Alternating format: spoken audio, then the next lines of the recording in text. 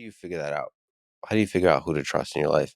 You're Joe Rogan. A lot of people want to be close to you, CIA agents, FSB agents, people that I'm want, friends with a former CIA agent, yeah, Mike Baker, who's been on my podcast a bunch of times. allegedly former. Former. Think about that. He's air quotes, former. Yeah. Yeah, I don't believe he's former. I'm sure he has some connection to him.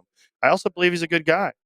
But I gain a lot of very intelligent and well-informed insights from him as to how things work. And, I think, I'm sure he doesn't tell me everything about everything, but he's told me enough where I think I can understand things better from talking to him about how the way, the elves work under the machine. What about friends? How do you know if you can trust? Well, most of my friends are old friends.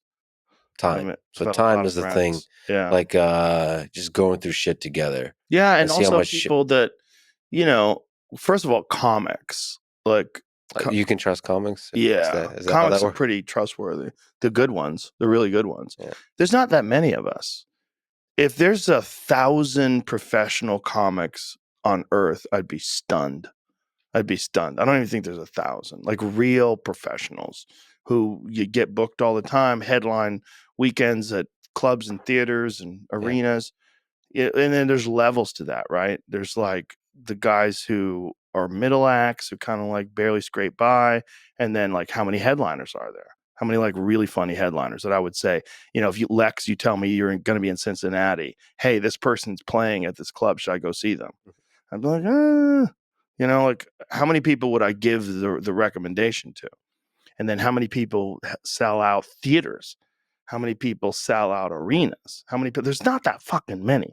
So those people, like at the levels of comedy where you've been doing stand up for 20 years, there's a certain amount of honesty and a certain amount of understanding of each other that we all have. Oh, so that process of becoming a great comic is like humbling in the way like jiu-jitsu is humbling. Very similar. Like you've eaten so much shit that somehow, even if you're insane, even if you're chaotic, even in the way, even if you're full of shit, you lie a lot, all those kinds of things, underneath it there's a good human. Yeah. You could be surface bullshitter, but on important things you're trustworthy.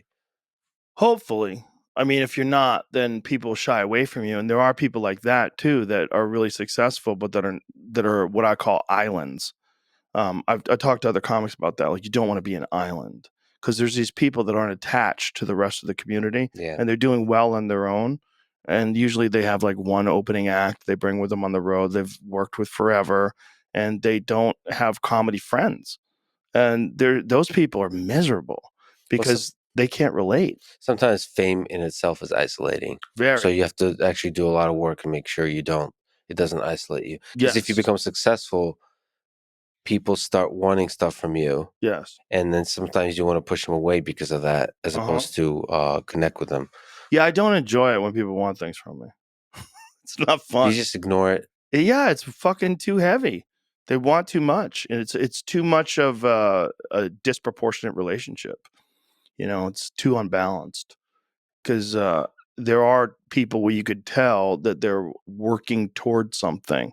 They're working towards an angle, and they want to be close to you because you will benefit them.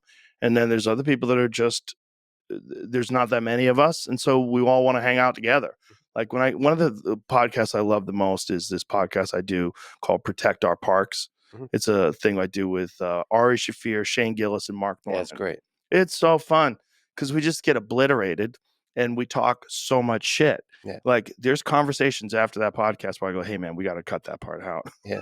Because like Shane will go too far, he'll go too crazy, but we're just making each other laugh and it's just fun. And it's like that kind of camaraderie between real comics is very precious to me. My favorite part of that is like the non sequitur stuff from Mark Norman. And you guys get so trashed that you don't even understand what the hell he's talking about. But it's funny to the listener because he's still on point. That guy's as sharp. He's so got good. That Mitch Hedberg quality. Yeah.